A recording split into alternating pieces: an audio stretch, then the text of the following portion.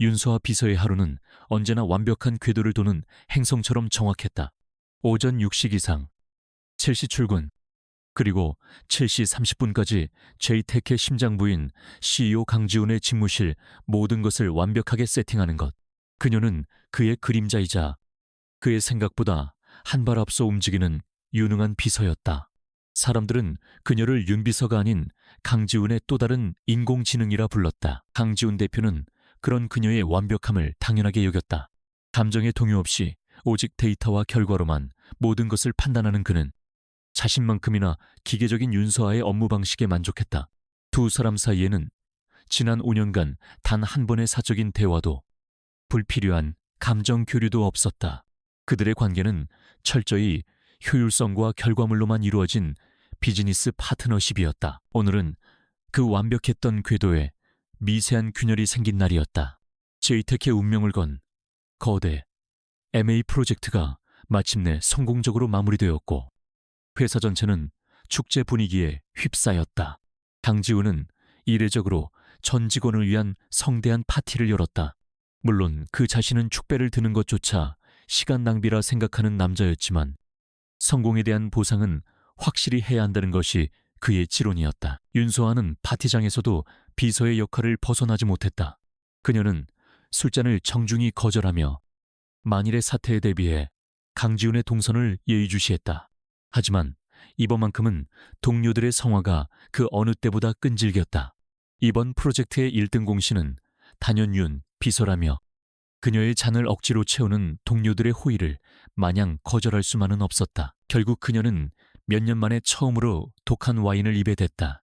지난 몇 달간의 살인적인 스트레스와 긴장감이 알코올과 함께 온몸으로 퍼져나가자 그녀의 단단했던 이성의 벽이 서서히 허물어지기 시작했다. 그녀는 자신도 모르게 짧은 연설을 마치고 자리를 뜨려는 강지훈의 앞을 막아섰다. 모두의 시선이 집중되었다. 윤서아는 평소에 그녀답지 않게 살짝 풀린 눈으로 그를 올려다보며 말했다. 대표님 같은 분도 이런 날은 조금은 웃으셔야 하는 거 아닌가요? 성공을 축하하는 감정이라는 것도 데이터에 입력이 안 되시나 봅니다. 그것은 명백한 도발이자 5년간의 상하관계를 뒤엎는 하극상이었다. 모두가 얼어붙었다. 강지훈의 차가운 눈이 그녀를 꿰뚫었다. 모두가 다음 순간 윤서아가 해고될 것이라 예상했다. 하지만 그는 의외의 반응을 보였다.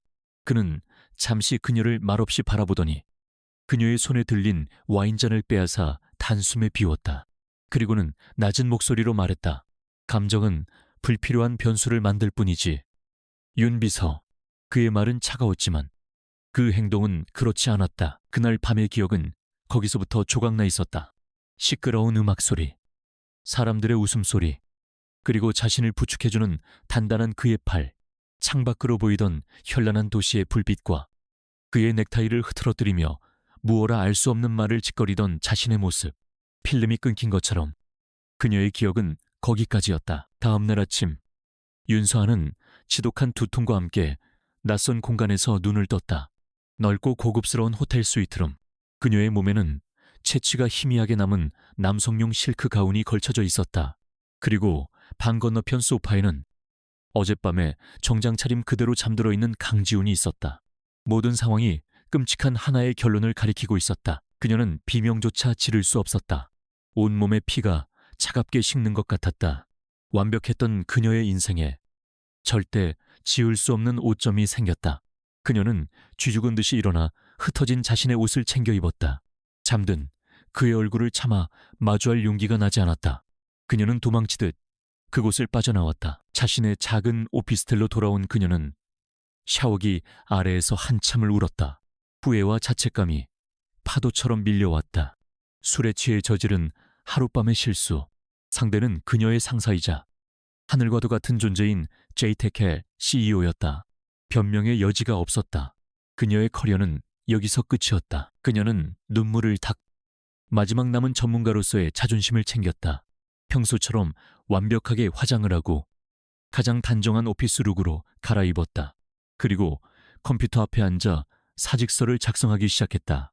그녀의 손가락은 떨렸지만 한 글자 한 글자 망설임 없이 써내려갔다. 일신상의 사유로 사직하고자 합니다. 모든 책임을 지고 떠나는 것. 그것이 그녀가 할 수 있는 유일한 선택이었다. 다음 날 새벽, 그녀는 누구보다 먼저 회사에 출근했다. 아직 아무도 없는 비서실. 그녀는 하얀 봉투에 담은 사직서를 자신의 책상 위에 올려놓았다. 강지훈이 출근하면 가장 먼저 보게 될 자리였다. 그녀는 마지막으로 자신의 자리를 정리하며 곧 닥쳐올 폭풍을 기다렸다. 얼마 지나지 않아 집무실의 문이 열리고 강지훈이 모습을 드러냈다. 그는 평소처럼 한치의 흐트러짐도 없는 모습이었다. 그의 시선이 윤서아의 책상 위에 놓인 하얀 봉투에 닿았다. 그는 봉투를 집어들었지만 뜯어보지는 않았다. 그의 무표정한 얼굴에서는 어떤 감정도 읽을 수 없었다. 윤서아는 심장이 멎을 것 같은 긴장감 속에서 고개를 숙였다. 차가운 해고 통보가 그의 입에서 떨어지기를 기다렸다. 하지만 그가 내뱉은 말은 그녀의 예상을 완전히 벗어났다. 그는 그녀의 앞으로 걸어왔다. 그리고 천천히 믿을 수 없는 광경이 그녀의 눈앞에서 펼쳐졌다. 감정 없는 인공지능이라 불리던 남자 제이테크의 제왕 강지훈이 그녀의 앞에서 무릎을 꿇었다. 그는 고개를 들어 이제껏 단 한 번도 본 적 없는 진지하고 절박한 눈빛으로 그녀를 올려다보았다. 그리고 상상조차 할 수 없었던 말을 꺼냈다. 윤서아 씨, 나와 결혼해 주십시오. 윤서아의 뇌는 강지훈의 청혼을 정상적인 정보로 처리하기를 거부했다. 그녀는 자신이 아직도 어젯밤의 술에서 깨지 않았거나 혹은 지독한 악몽을 꾸고 있다고 생각했다. 그녀는 마른 침을 삼키며 떨리는 목소리로 물었다. 지금 무슨 어처구니 없는 농담을 하시는 거냐고. 혹시 이것이 자신을 해고하는 대표님만의 새로운 방식이냐고 비꼬았다. 그녀의 날 선 반응에도 강지훈의 표정에는 어떤 변화도 없었다. 그는 천천히 자리에서 일어났다. 무릎에 묻은 먼지를 툭툭 털어내는 그의 동작은 방금 전 무릎을 꿇었던 사람이라고는 믿기지 않을 정도로 태연했다. 그는 다시 감정 없는 인공지능 CEO의 얼굴로 돌아와 있었다. 그는 자신의 집무실로 들어가자는 손짓을 했다. 그는 이것이 농담이 아니며 자신의 인생에서 가장 중요한 비즈니스 제안이라고 말했다. 그의 목소리는 평소처럼 차갑고 사무적이었다. 윤서아는 저항할 기력조차 잃어버린 채 홀린 듯이 그의 뒤를 따라 집무실로 들어갔다. 거대한 마호가니 책상 앞에 선 그는 그녀에게 앉으라고 권했다. 마치 중요한 계약을 앞둔 비즈니스 파트너를 대하는 태도였다. 강지훈은 자신의 컴퓨터 모니터를 그녀 쪽으로 돌렸다. 화면에는 유언장이라는 제목의 법률 문서가 떠 있었다. 그는 감정을 배제한 채 기계적으로 상황을 설명하기 시작했다. 돌아가신 그의 아버지 강 회장은 전통적인 가치관을 중시하는 사람이었고 아들인 지훈이 안정적으로 회사를 이끌기 위해서는 가정의 안정이 우선되어야 한다고 믿었다. 그래서 유언장에 한 가지 독소 조항을 남겼다. 강지훈이 제이테크의 의결권 있는 지분 전체를 상속받아 명실상부한 총수가 되기 위해서는 한 달 앞으로 다가온 그의 35번째 생일 전까지 반드시 결혼을 해야 한다는 조건이었다. 만약 기한 내에 조건을 충족하지 못할 경우 모든 지분은 그의 이복형인 박민석 부사장에게 넘어가게 되어 있었다. 박민석, 윤서아도 잘 아는 이름이었다. 강 회장이 재혼하면서 들인 아들로 능력은 없으면서 야심만 가득한 인물. 그는 언제나 강지훈을 시기하고 질투하며 호시탐탐 그의 자리를 노리고 있었다. 만약 그가 제이테크의 주인이 된다면 회사는 그의 사리사욕을 채우기 위한 도구로 전락할 것이 불보듯 뻔했다. 윤서아는 그제야 상황의 심각성을 깨달았다. 하지만 여전히 풀리지 않는 의문이 있었다. 그녀는 떨리는 목소리로 물었다. 왜 하필 자신이어야만 하냐고. 세상에는 제이테크의 안주인이 되고 싶어 줄을 선 여자들이 얼마든지 있지 않느냐고. 그녀의 질문에 강지훈은 마치 사업 전략을 브리핑하듯 대답했다. 그의 대답은 지독히도 논리적이고 실용적이었다. 첫째, 신뢰의 문제였다. 윤서아는 지난 5년간 그의 모든 것을 관리해온 유일한 사람이었다. 그는 자신의 사생활은 몰라도 자신의 공적인 모든 비밀을 그녀가 알고 있으며 그녀의 입이 얼마나 무거운지도 잘 알고 있었다. 둘째, 전략적인 문제였다. 재벌가의 딸과 정략 결혼을 할 경우 박민석은 그것이 유언장을 피하기 위한 위장 결혼이라며 소송을 걸 것이 분명했다. 하지만 평범한 비서와의 갑작스러운 결혼은 달랐다. 그것은 외부에서 보기에 지극히 개인적이고 예측 불가능한 선택으로 보일 터였다. 아무도 그 이면의 계약이 숨어 있으리라고는 상상하지 못할 것이었다. 마지막으로 그녀의 능력 문제였다. 이것은 1년간의 전략적 파트너십이며 자신은 이 역할을 완벽하게 수행할 유능한 파트너가 필요하다고 말했다. 설명이 진행될수록 윤수아의 얼굴은 창백하게 굳어갔다. 그녀는 분노와 함께 깊은 모멸감을 느꼈다. 그는 자신을 한 명의 인격체, 윤수아라는 여자로 보고 있는 것이 아니었다. 그는 그저 자신의 문제를 해결하기 위한 가장 효율적이고 편리한 도구를 찾고 있었을 뿐이었다. 지난 5년간의 헌신은 그에게는 그저 쓸모있는 비서라는 한 줄의 평가로 끝나는 것이었다. 그녀의 침묵을 긍정으로 받아들였는지 그는 계약 조건을 제시했다. 1년간의 결혼 생활 유지, 공식 석상에서의 부부 역할 수행, 그리고 계약이 끝났을 때 그녀의 평생을 보장할 수 있는 막대한 액수의 보상금. 그의 입에서 나온 돈 이야기는 그녀의 마지막 남은 자존심마저 짓밟았다. 그녀는 자리에서 벌떡 일어났다. 그녀의 목소리는 분노로 가늘게 떨리고 있었다. 그래서 저는 대표님께 그저 편리하고 입무겁고 유능한 도구일 뿐이었군요. 제 인생과 제 이름이 대표님의 경영권 분쟁을 위한 계약서의 한 조항이 될 수 있다고 생각하셨습니까? 그녀의 눈에는 실망과 경멸의 빛이 가득했다. 강지훈은 그녀의 감정적인 반응에 당황한 듯 보였다. 그의 계산에는 이런 변수가 없었다. 그는 이것이 양쪽 모두에게 이득이 되는 합리적인 거래라고 반박하려 했다. 하지만 윤서아는 더 이상 그의 말을 들으려 하지 않았다. 정말 아무것도 모르시는군요.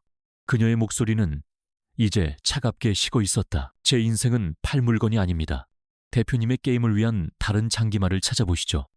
강지훈 대표님. 그녀는 일부러 그의 직함을 불렀다. 그것은 그와 자신 사이에 넘을 수 없는 선이 있다는 마지막 선언이었다. 그녀는 뒤돌아서서 그의 집무실을 나왔다. 자신의 책상 위에 놓인 사직서는 여전히 유효했다. 이 미친 상황에서 벗어날 유일한 방법은 오직 그것뿐이었다. 윤서아는 강지훈의 집무실을 나온 순간부터 모든 것을 정리하기 시작했다. 그녀는 후임자를 위해 꼼꼼하게 업무 인수인계 매뉴얼을 작성했고 자신의 개인 물품들을 상자에 담았다.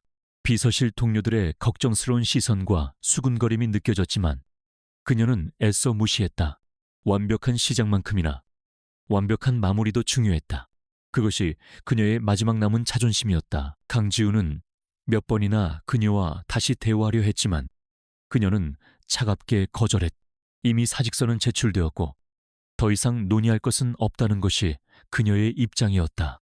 하지만 그녀는 제이텍트라는 거대한 성을 빠져나가는 것이 그렇게 간단한 일이 아니라는 것을 곧 깨닫게 되었다. 보이지 않는 적의 그림자가 이미 그녀의 등 뒤에 짙게 드리워져 있었다. 그녀가 마지막 서류 정리를 하고 있을 때였다. 감사팀장과 보안요원 2명이 그녀의 자리로 다가왔다. 감사팀장은 박민석 부사장의 최측근으로 알려진 인물이었다. 그는 딱딱한 표정으로 회사 내부 정보 유출 혐의에 대한 조사가 필요하다며 그녀에게 회의실로 동행할 것을 요구했다. 모든 직원이 보는 앞에서 벌어진 일이었다. 차가운 분위기의 회의실에서 감사팀장은 그녀에게 몇 장의 서류를 내밀었다. 제이텍가 극비리에 추진하던 신사업 관련 자료가 경쟁사로 유출되었으며 그 유출 경로를 추적한 결과 그녀의 개인 컴퓨터 IP가 지목되었다는 내용이었다. 서류에는 그녀의 컴퓨터 로그 기록과 데이터가 전송된 시간까지 정확하게 명시되어 있었다. 완벽하게 조작된 증거였다. 윤서아는 온몸의 피가 차갑게 식는 것을 느꼈다. 그녀는 결백을 주장했지만 아무도 그녀의 말을 믿으려 하지 않았다. 특히 그녀가 갑작스럽게 사직서를 제출한 상황은 모든 의심을 더욱 증폭시켰다. 감사팀장은 공식적인 조사가 끝날 때까지 그녀를 직위 해제하며 혐의가 사실로 밝혀질 경우 형사 고발도 불사하겠다고 통보했다. 그녀는 멍한 상태로 회의실을 나왔다. 지난 5년간 회사에 헌신한 대가가 산업 스파이라는 오명이라니. 참을 수 없는 모욕감에 눈물이 핑 돌았다. 복도를 걷던 그녀는 복도 끝에서 자신을 지켜보고 있던 강지훈과 마주쳤다. 그의 눈빛은 차가웠지만 그 안에는 희미한 연민과 함께 그럴 줄 알았다는 듯한 체념이 섞여 있었다. 그는 그녀에게 다가와 낮은 목소리로 말했다. 박민석 부사장은 자신에게서 멀어지는 사람은 그냥 두지 않아. 완전히 소유하거나 아니면 철저하게 부서뜨리지. 당신은 방금 그의 소유가 되기를 거부한 거고.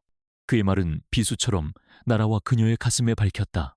이것이 바로 그가 말했던 변수의 실체였다. 간신히 회사 건물을 빠져나온 그녀는 자신의 오피스텔로 돌아왔다. 모든 것이 엉망진창이었다. 그런데 불행은 거기서 끝나지 않았다. 바로 그때 그녀의 휴대폰이 미친 듯이 울렸다. 그녀의 남동생이었다. 잔뜩 겁에 질린 동생의 목소리는 거의 울먹이고 있었다. 아버지가 운영하는 작은 공장이 하루아침에 부도 위기에 처했다는 소식이었다. 그들이 은행에서 빌렸던 대출금을 갑자기 나타난 제2금융권 업체가 사들였고 그 업체에서 대출 만기 연장을 거부하고 원금 즉시 상환을 요구하고 있다는 것이었다. 갑자기 갚기에는 너무나도 큰 돈이었다. 공장은 물론 가족이 사는 집까지 모두 길거리에 나앉게 될 판이었다. 윤서아의 머릿속이 하얘졌다. 아버지의 공장은 비록 작지만 재정적으로는 안정적인 편이었다. 이렇게 갑작스러운 위기는 말이 되지 않았다. 회사에서의 정보 유출 혐의, 그리고 가족에게 닥친 재정 위기, 너무나도 절묘한 타이밍. 이 모든 퍼즐 조각이 한 사람을 가리키고 있었다. 박민석. 그는 그녀의 모든 것을 빼앗으려 하고 있었다. 그녀의 명예, 그녀의 커리어, 그리고 그녀의 가족까지. 그는 그녀를 사회적으로 매장시켜 그녀가 기댈 곳 하나 없는 절망의 나락으로 떨어뜨리려 하고 있었다. 그렇게 그녀를 완전히 고립시킨 후 자신의 발밑에 무릎 꿇리려는 속셈이었다. 윤서아는 차가운 방바닥에 주저앉았다. 사방이 벽으로 막힌 듯한 절망감이 그녀를 덮쳤다. 그녀에게는 아무런 힘이 없었다. 거대한 음모 앞에서 그녀는 한없이 나약한 개인일 뿐이었다. 그때 그녀의 머릿속에 강지훈의 얼굴이 떠올랐다. 그의 황당하고 모욕적이었던 청혼. 그것은 악마의 거래였다. 자신의 인생을 담보로 한 위험한 도박, 자존심을 팔아야 하는 굴욕적인 계약. 하지만 지금 이 순간 그녀에게 남은 선택지는 그것뿐이었다. 그녀의 자존심은 이제 더 이상 지킬 수 있는 사치가 아니었다. 절망의 끝에서 그녀는 비로소 강지훈이 내민 손을 잡아야만 하는 자신의 운명을 깨달았다. 그날 밤 윤서아는 뜬 눈으로 밤을 새웠다. 절망의 끝에서 그녀는 마침내 자신의 패배를 인정했다. 자존심, 신념, 미래, 그 모든 것을 지키기에는 그녀는 너무나도 무력했다. 동이 트기 시작할 무렵 그녀는 떨리는 손으로 휴대폰을 들었다. 그리고 강지훈의 개인 번호를 눌렀다. 신호음이 몇 번 울리지 않아 잠기지 않은 그의 목소리가 들려왔. 서아는 모든 감정을 지운 메마른 목소리로 말했다. 대표님의 제안을 받아들이겠습니다. 계약서 준비해 주십시오. 전화기 너머의 강지훈은 어떤 놀라움도 기쁨도 내비치지 않았다. 그는 그저 예상했다는 듯이 1시간 후에 제이텍 법무팀장의 사무실에서 만나자고 답했다. 모든 것이 그의 계획대로 움직이고 있었다. 차가운 유리와 강철로 된 법무법인 사무실은 그녀가 앞으로 살아갈 세상을 예고하는 듯했다. 강지훈은 이미 도착해 있었고 그의 옆에는 제이텍의 최고 변호사가 앉아 있었다. 테이블 위에는 그녀의 운명을 결정지을 두꺼운 계약서가 놓여 있었다. 강지훈은 어떠한 서론도 없이 변호사에게 계약서의 주요 조항을 설명하라고 지시했다. 계약 내용은 지독히도 상세하고 비인간적이었다. 계약 기간은 정확히 1년. 이 기간 동안 윤서아는 강지훈의 법적인 아내로서 모든 공식, 비공식 석상에 동행해야 했다. 두 사람은 강지훈의 펜트하우스에서 함께 거주해야 하며 외부에는 완벽한 부부관계를 연기해야 할 의무가 있었다. 특히 그녀의 눈에 밝힌 것은 사적인 감정 및 신체적 접촉 금지 조항이었다. 대외적인 연기를 제외한 모든 사적인 감정 교류는 철저히 금지된다는 내용이었다. 그는 그녀를 아내가 아닌 아내 역할을 수행할 직원으로 고용하는 것임을 명확히 하고 있었다. 그 대가로 계약이 만료되는 1년 후 그녀의 가족이 진 빚은 모두 청산되고 그녀의 이름으로 된 스위스 은행 계좌에 천문학적인 액수의 돈이 입금될 것이었다. 윤서아는 더 이상 아무것도 묻지 않고 펜을 들었다. 그녀는 계약서의 마지막 장에 자신의 이름을 적었다. 글자가 미세하게 떨렸다. 그것은 그녀가 자신의 영혼을 파는 서명과도 같았다. 그녀가 펜을 놓는 순간 강지훈은 즉시 휴대폰을 들고 전화를 걸기 시작했다. 그의 첫 번째 통화는 감사팀장에게 연결되었다. 윤서아 비서에 대한 조사는 모두 중단하시오. 내부 착오였던 것으로 확인됐으니 모든 기록을 삭제하도록. 그의 두 번째 통화는 그의 자금 관리인에게 연결되었다. 한성정밀이라는 회사의 부실 채권을 즉시 매입해 그리고 채무 상환을 무기한 유예하도록 조치해. 단 몇 분 만에 그녀의 목을 조여오던 두 개의 족쇄가 그의 전화 한 통으로 풀려나고 있었다. 그녀는 안도감보다 더 큰 공포를 느꼈다. 이 남자의 힘이 얼마나 막강한지, 그리고 그 힘 앞에서 자신이 얼마나 보잘것없는 존재인지를 다시 한번 깨달았다. 강지우는 통화를 마치고 서랍에서 작은 벨벳 상자를 꺼냈다. 그 안에는 차가운 빛을 뿜어내는 거대한 다이아몬드 반지가 들어있었다. 그는 명령조로 말했다. 지금부터는 항상 이걸 끼고 있도록. 그는 그녀의 손을 잡아 약지에 반지를 끼워주었다. 반지는 아름다웠지만 수갑처럼 무겁게 느껴졌다. 그는 오늘 저녁 자신의 집에서 가족들에게 약혼 사실을 발표할 것이라고 통보했다. 그녀에게는 재벌가의 예비 며느리로 변신할 시간이 몇 시간 주어지지 않았다. 그가 보낸 스타일리스트 팀에 의해 그녀는 머리부터 발끝까지 완벽하게 다른 사람으로 재탄생했다. 거울 속에 비친 자신의 모습이 낯설게 느껴졌다. 강지훈의 본가는 성처럼 거대하고 위압적이었다. 저녁 식사 자리에는 그의 새어머니와 오늘의 주인공인 박민석 부사장이 앉아 있었다. 박민석은 뱀처럼 교활한 미소를 지으며 그녀를 맞았다. 그는 서아의 손에 끼워진 반지를 보고 잠시 놀란 표정을 지었지만 이내 특유의 가식적인 웃음으로 그것을 감추었다. 식사가 중반쯤 무르익었을 때 강지훈이 폭탄을 터뜨렸다. 오늘 이 자리는 제 약혼녀 윤서아 씨를 소개하기 위해 마련했습니다. 식탁에는 순간 정적이 흘렀다. 박민석의 얼굴이 순간적으로 굳어졌다. 그는 애써 미소를 지으며 물었다. 이런, 지훈이가 우리 몰래 이렇게 아름다운 분을 숨겨두고 있었을 줄이야. 윤 비서님, 우리 얼음 왕자님의 마음을 어떻게 녹이셨는지 비결이라도 알려주셔야겠소. 그의 비아냥거림에 서하는 심장이 철렁했지만 애써 침착함을 유지했다. 그녀는 연습한 대로 수줍은 미소를 지으며 강지훈 대표님의 따뜻한 마음에 반했다고 대답했다. 강지훈은 자연스럽게 그녀의 어깨를 감싸 안으며 연인의 모습을 연기했다. 그의 손길이 닿는 순간 소름이 돋았지만 그녀는 미소를 잃지 않았다.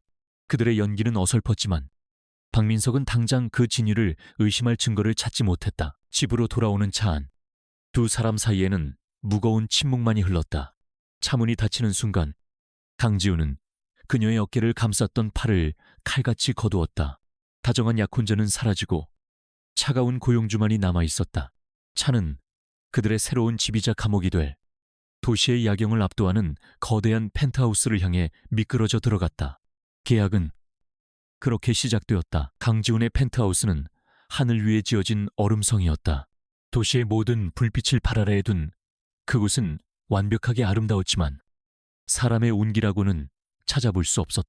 모든 가구는 정밀하게 계산된 위치에 놓여 있었고 바닥에는 먼지 한 톨 없었다. 윤서아는 이곳이 사람이 사는 집이 아니라 강지훈이라는 인물을 전시하는 거대한 쇼룸처럼 느껴졌다. 그녀에게 주어진 공간은 펜트하우스의 동쪽 윙 전체였다.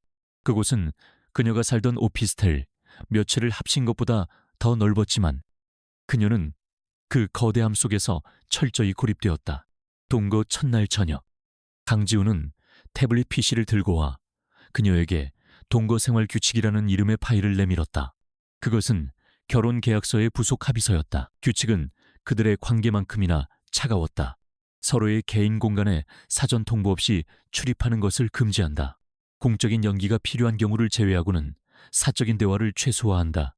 모든 의사소통은 공유된 디지털 캘린더와 메시지를 통해 이루어진다. 윤서아는 모든 조항에 기계적으로 동의했다. 그들은 이제 한 집에 사는 완벽한 타인이었다. 하지만 아무리 견고한 규칙이라도 일상이라는 거대한 흐름 앞에서는 균열이 생기기 마련이었다. 윤서아는 비서로서도 알지 못했던 강지훈의 다른 모습을 발견하기 시작했다. 그녀는 몇 번이고 그가 악몽을 꾸는 소리를 들었다. 압박감에 시달리는 그의 희미한 잠꼬대는 그가 짊어진 삶의 무게를 짐작하게 했다. 그녀는 또한 그의 지독한 외로움을 보았다. 그는 언제나 혼자서 식사했고 집안 어디에도 가족이나 친구와 찍은 사진 한 장 없었다. 그는 밤늦도록 서재에서 일에만 몰두했다. 완벽한 인공지능 CEO의 모습 뒤에 지독한 압박감과 고독에 시달리는 한 남자의 그림자가 숨겨져 있었다. 반대로 강지훈의 세상에도 작은 변화가 생기기 시작했다. 윤서아는 삭막한 거실에 작은 난초 화분 하나를 가져다 놓았다. 흑과 백, 회색으로만 이루어진 공간에 피어난 자그마한 생명은 어색했지만 묘하게 시선을 끌었다. 강지훈은 처음에는 그것을 무시했지만 자신도 모르게 자꾸만 그 화분에 눈길을 주고 있는 자신을 발견했다. 어느 날 밤, 그녀는 잠을 이루지 못하고 주방으로 향했다. 그때 서재에서 일하던 강지훈이 잠시 물을 마시러 나왔다. 두 사람은 예고 없이 마주쳤고 어색한 침묵이 흘렀다. 그는 평소처럼 그녀를 무시하고 지나칠 수도 있었다.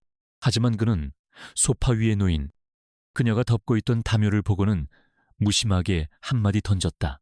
밤에는 기온이 떨어지니 감기 조심하도록. 그것은 지극히 사무적인 말이었지만 그들의 규칙에는 없는 말이었다. 서아는 놀라 그를 쳐다보았지만 그는 이미 자신의 서재로 향하고 있었다. 그녀의 마음속에 작은 파문이 일었다. 그녀는 그에게 동정심을 느끼는 자신을 경계해야 한다고 다짐했지만 생각처럼 쉽지 않았. 결정적인 사건은 며칠 뒤에 일어났다. 박민석의 주가 공격으로 제이테카 위기에 처한 날이었다. 강지훈은 밤늦게 녹초가 된 모습으로 귀가했다. 그는 서재로 갈 기력조차 없는 듯 거실 소파에 쓰러지듯 몸을 묻었다. 넥타이는 비뚤어져 있었고 그의 얼굴에는 깊은 패배감이 서려 있었다. 윤서아는 멀리서 그 모습을 지켜보았다. 계약서의 조항대로라면 그녀는 그를 모른 척하고 자신의 방으로 돌아가야 했다. 하지만 그녀의 몸이 먼저 움직였다. 그녀는 주방으로 가 따뜻한 허브티를 끓였다. 그리고 조용히 그에게 다가가 그의 앞 테이블에 찻잔을 내려놓았다. 그녀는 아무 말도 하지 않고 다시 자신의 공간으로 돌아갔다. 소파에 쓰러져 있던 강지훈은 눈을 떴다. 은은한 차향기가 그의 코끝을 맴돌았다. 그는 테이블 위에 놓인 찻잔을 한참 동안 바라보았다. 지난 수년간 그가 지쳐 쓰러졌을 때 따뜻한 차 한 잔을 건네준 사람은 아무도 없었다. 그는 천천히 찻잔을 들어 차를 마셨다. 따뜻한 온기가 그의 얼어붙었던 마음속으로 천천히 스며드는 것 같았다. 다음 날 아침 두 사람은 아무 일도 없었다는 듯이 서로를 스쳐 지나갔다. 그는 차에 대해 아무 말도 하지 않았다. 그녀도 묻지 않았다. 하지만 출근하기 위해 현관을 나서던 강지훈이 잠시 멈춰 서서 말했다. 고맙군. 무엇에 대한 감사인지는 분명하지 않았다. 하지만 그 한마디는 그들이 세웠던 견고한 벽에 생긴 이제는 무시할 수 없는 또 다른 균열이었다. 강지훈과 윤서아의 갑작스러운 결혼은 박민석의 계획을 완벽하게 뒤틀어버렸다. 그는 유언장의 조항을 이용해 강지훈을 손쉽게 몰아낼 수 있을 것이라 확신했다. 하지만 어디서 굴러들어왔는지 모를 비서 하나가 그의 발목을 잡았다. 그는 두 사람의 관계가 거짓이라는 것을 직감했지만 증거가 없었다. 대외적으로 그들은 완벽한 신혼부부의 모습을 연기하고 있었다. 기다릴 시간이 없었다. 박민석은 더 과감하고 위험한 수를 두기로 결심했다. 그는 비밀리에 제이텍의 오랜 경쟁사인 넥서스테크의 대표와 접촉했다. 그는 제이텍의 내부 정보를 넘겨주는 대가로 넥서스테크가 제이텍에 대한 적대적 MA를 시도하도록 부추겼다. 외부의 공격으로 회사를 흔들고 그 혼란을 틈타 강지훈을 무능한 CEO로 몰아내려는 계략이었다. 며칠 뒤 넥서스테크의 적대적 MA 시도 소식이 언론을 통해 발표되었다. 제이텍의 주가는 폭락하기 시작했고 이사회는 벌집을 쑤신 듯 시끄러워졌다. 강지훈의 리더십은 인생 최대의 위기를 맞았다. 그는 밤낮으로 회사에 머물며 경영권 방어를 위한 전략을 짜야 했다. 그의 펜트하우스는 거대한 전쟁 상황실로 변했다. 거실의 벽면은 각종 데이터와 주가 그래프를 보여주는 스크린으로 뒤덮였다.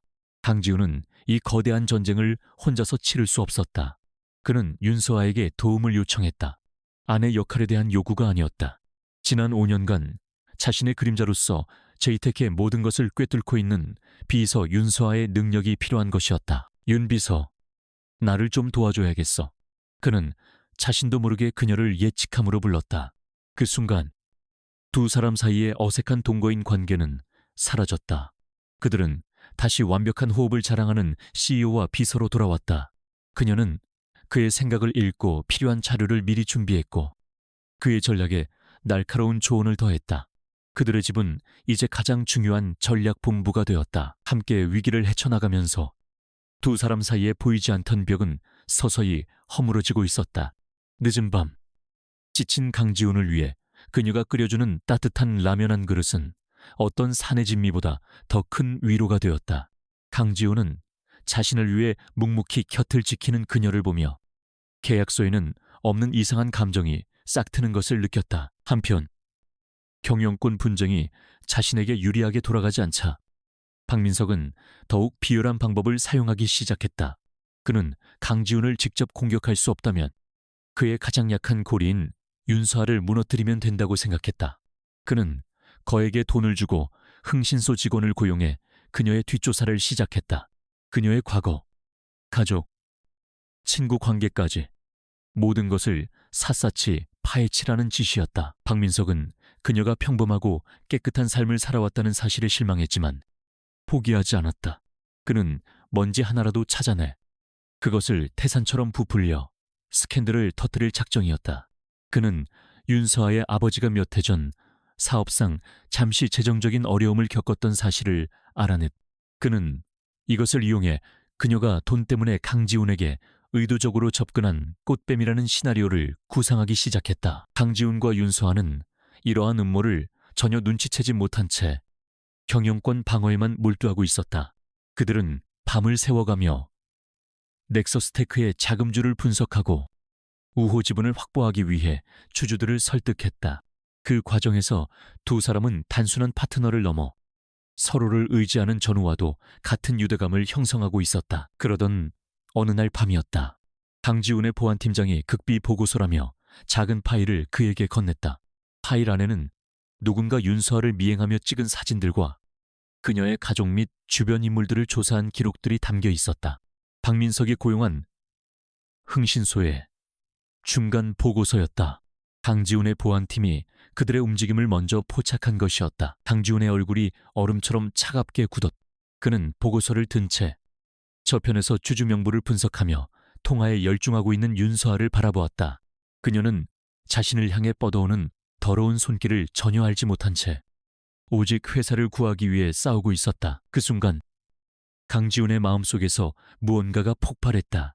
지금까지 그의 싸움은 회사를 지키기 위한 것이었다. 하지만 이제는 아니었다. 박민석은 넘어서는 안 될 선을 넘었다. 그는 감히 자신의 사람을 건드렸다. 강지훈의 눈에서 차가운 분노가 불타올랐다. 이 싸움은 이제 경영권 분쟁이 아니었다. 이것은 자신의 여자를 지키기 위한 한 남자의 전쟁이 되었다. 강지훈의 내면에서 일어난 변화는 겉으로 드러나지 않았다. 그는 윤서아에게 그녀가 박민석의 표적이 되었다는 사실을 알리지 않았다. 불필요한 불안감으로 그녀를 흔들고 싶지 않았다. 대신 그의 전략은 더욱 공격적이고 무자비해졌다. 이제 그의 목표는 단순히 회사를 방어하는 것이 아니었다. 박민석이라는 존재를 제이텍에서 그리고 윤서아의 인생에서 영원히 삭제하는 것이었다. 제이텍의 방어는 견고했지만 넥서스테크와 박민석의 연합 공격은 끈질겼다. 그들은 막대한 자금력을 동원해 시장을 교란하고 우호적인 주주들을 하나씩 회유하기 시작했다.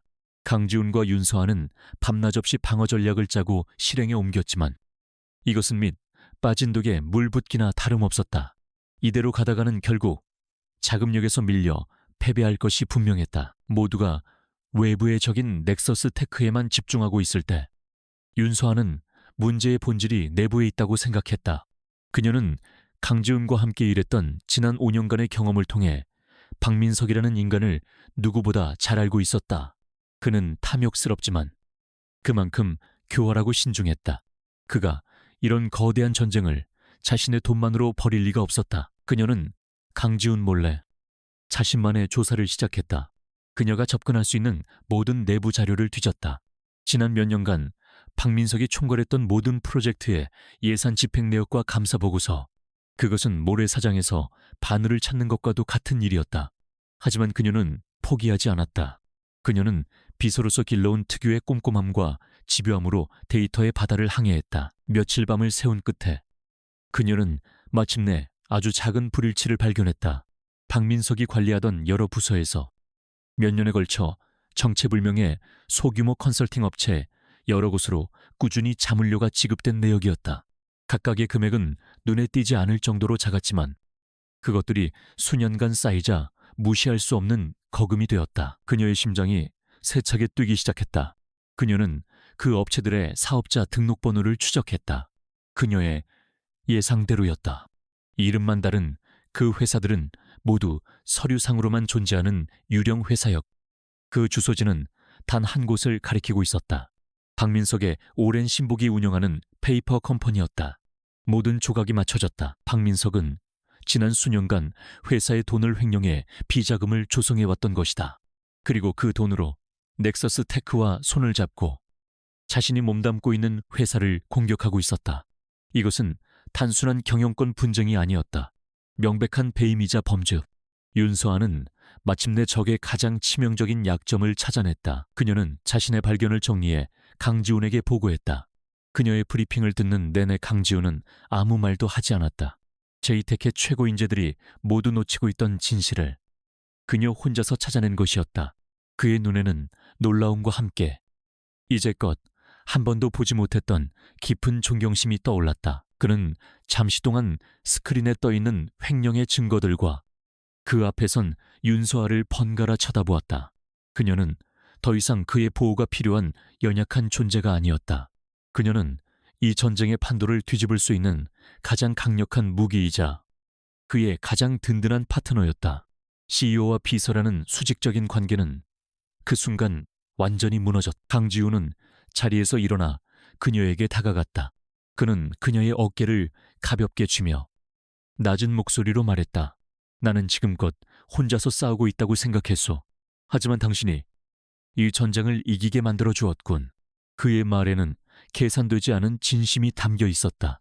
두 사람 사이에는 그 어떤 말보다 더 강한 신뢰와 유대감이 흘렀다. 이제 그들에게는 반격을 위한 완벽한 무기가 생겼다. 바로 그때 박민석이 강지훈의 리더십을 문제 삼아 긴급 주주총회를 소집했다는 소식이 전해졌다. 그는 스스로 모든 것을 끝장낼 무덤을 파고 있었다. 강지훈과 윤서아는 서로를 마주보았다. 그들의 눈에는 더 이상 불안함이 없었다. 오직 승리에 대한 확신만이 가득했다. 그들은 펜트하우스의 전략 상황실에 마주 앉아 마지막 반격 계획을 세우기 시작했다.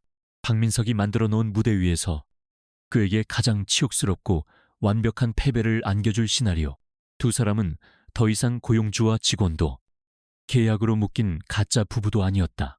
그들은 공동의 적을 향해 칼을 겨눈 완벽한 동지이자 파트너였다. 제이텍의 운명이 걸린 임시 주주총회의 날이 밝았다. 본사 건물 앞은 일은 아침부터 진을 친 취재진들로 인산인해를 이루었다.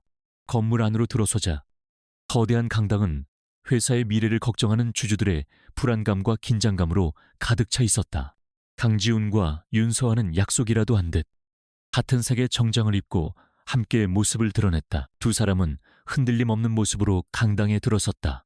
그들의 침착한 태도는 오히려 박민석을 불안하게 만들었다. 그는 저들이 무슨 꿍꿍이를 감추고 있는 것인지 의심했지만 이미 파는 자신에게 완벽하게 유리하다고 믿었다. 그는 승자의 여유로운 미소를 지으며 연단에 올랐다. 박민석은 유능한 연설가였다. 그는 제이텍과 처한 위기를 교묘하게 과장하며 주주들의 공포심을 자극했다.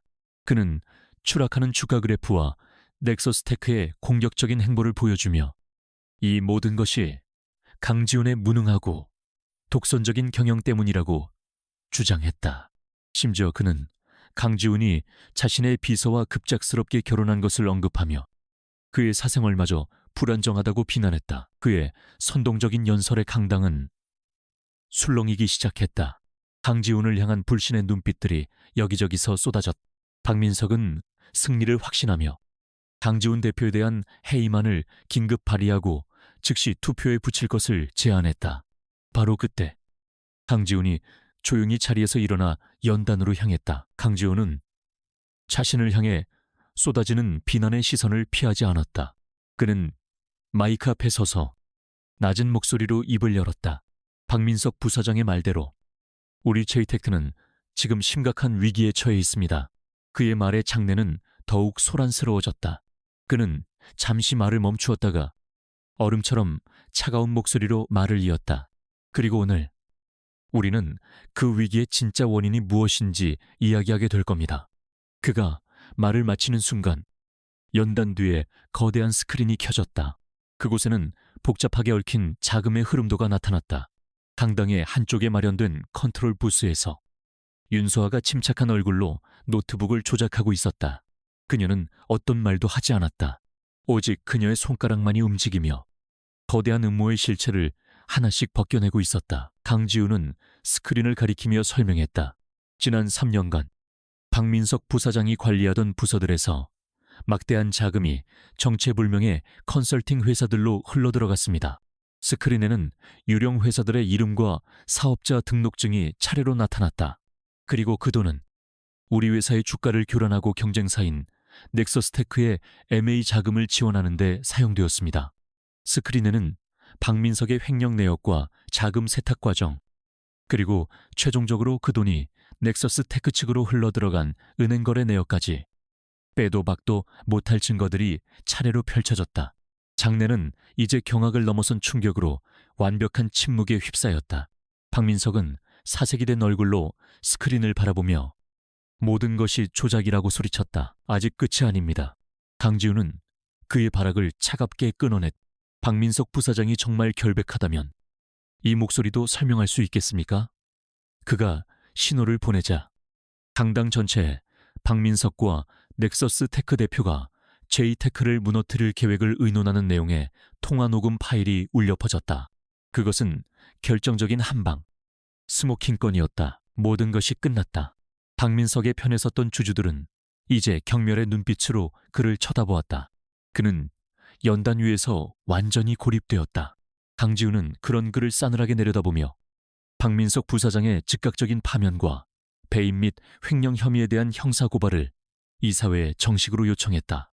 이 일을 제기하는 사람은 아무도 없었다. 결국 박민석은 보안 요원들에게 양팔을 붙잡힌 채 저주를 퍼부으며 강당에서 끌려나갔다. 한때 제이테키의 2인자였던 그의 비참한 퇴장이었다. 길고 길었던 전쟁은 마침내 끝이 났다. 강지훈은 연단 위에서 모든 것을 압도하는 승리자가 되었다. 그는 소란스러운 강당을 가로질러 컨트롤 부스에서 조용히 장비를 정리하고 있는 윤서아를 바라보았다. 두 사람의 시선이 허공에서 마주쳤다. 어떤 말도 필요 없었다. 그들의 눈빛 속에는 승리의 안도감과 함께 싸워온 전우만이 나눌 수 있는 깊은 유대감이 담겨 있었다. 계약으로 시작된 그들의 관계는 이제 그 누구도 끊을 수 없는 단단한 신뢰로 묶여 있었다. 주주총회에서의 완벽한 승리 이후 펜트하우스에는 어색한 평화가 찾아왔다. 박민석의 몰락과 제이테크의 안정이라는 공동의 목표가 사라지자 두 사람을 묶어주던 팽팽했던 끈이 끊어진 듯한 공허함이 그 자리를 채웠다. 전쟁이 끝난 후의 고요함은 생각보다 더 낯설고 서먹했다. 강지훈의 CEO 직위는 이제 그 누구도 넘볼 수 없을 만큼 견고해졌다. 즉, 1년이라는 계약 기간이 아직 남아 있었지만 결혼 계약의 핵심적인 목적은 이미 달성된 것이나 마찬가지였다. 윤소아와 강지훈, 두 사람 모두 그 사실을 누구보다 잘 알고 있었다. 그들의 관계를 지탱해주던 유일한 명분이 사라진 것이다. 윤소아는 자신의 역할이 끝났다고 생각했다. 그녀는 위기에 처한 회사를 구하기 위해, 그리고 자신의 가족을 지키기 위해 기꺼이 장기말이 되었다. 이제 모든 것이 제자리로 돌아왔으니 자신도 원래의 자리로 돌아가야 했다. 그것이 비즈니스 계약의 파트너로서 그녀가 지켜야 할 마지막 품위이자 스스로에 대한 예의였다. 며칠 후 그녀는 조용히 자신의 짐을 꾸리기 시작했다. 지난 몇 달간 정들었던 물건은 거의 없었다. 그녀가 이 삭막한 공간에 들여놓았던 유일한 온기, 거실의 작은 난초 화분을 제자리에 정리하는 것으로 그녀의 이별 준비는 충분했다. 그녀는 마지막으로 지난 몇 달간 자신의 손가락을 옥죄었던 다이아몬드 반지를 뺐다. 그리고 차가운 것을 테이블 위에 조용히 올려놓았다. 그날 저녁, 집에 돌아온 강지훈은 펜트하우스의 분위기가 이전보다 훨씬 더 차갑고 텅 비어 있다는 것을 직감했다. 그의 시선이 테이블 위에 놓인 반지와 그 옆에 놓인 작은 난초 화분에 닿았다. 그리고 그녀의 방문 앞에 놓인 언제든 떠날 준비가 된 작은 여행 가방을 발견했다. 그의 심장이 쿵 하고 내려앉았다. 그는 지난 몇 달간의 시간을 떠올렸다. 위기 속에서 함께 밤을 새우던 날들, 그녀가 끓여주던 따뜻한 라면, 그의 악몽을 눈치채고 말없이 허브티를 건네던 그녀의 그림자. 자신도 모르는 사이 그녀라는 변수는 그의 삭막했던 세상에 스며들어 그의 일상을 송두리째 바꿔놓고 있었다. 그녀가 없는 이 펜트하우스를 그는 상상할 수 없었다. 완벽한 질서와 고요함 속에서 다시 혼자가 된다는 것. 그것은 승리가 아니라 또 다른 형태의 패배처럼 느껴졌다. 그는 난생 처음으로 논리적으로 설명할 수 없는 강렬한 상실감과 두려움에 휩싸였다. 그는 창밖을 바라보고 서 있는 윤서아의 뒷모습을 발견했다. 그는 굳은 목소리로 물었다. 지금 뭘 하고 있는 거냐고. 그녀는 돌아보지 않은 채 담담하게 대답했다. 계약은 끝났습니다. 제 역할은 여기까지인 것 같네요. 그녀의 목소리에는 어떤 미련도 느껴지지 않았다. 강지호는 자신의 오래된 무기, 논리와 이성을 꺼내들었다. 그는 그녀의 능력이 회사에 반드시 필요하다며 파격적인 조건의 부사장 자리를 제안했다. 그녀가 원하는 모든 것을 주겠다고. 그러니 떠나는 것은 비논리적인 선택이라고 설득했다. 하지만 그의 제안은 오히려 그녀의 마음에 더 큰 상처를 남겼다. 그녀는 천천히 돌아섰다. 그녀의 눈에는 깊은 슬픔과 실망감이 어려 있었다. 대표님은 아직도 저를 유능한 직원, 그 이상으로는 보지 않으시는군요. 그래서 제가 떠나야만 하는 겁니다. 그녀는 마지막 인사를 건네고 여행 가방을 끌고 현관으로 향했다.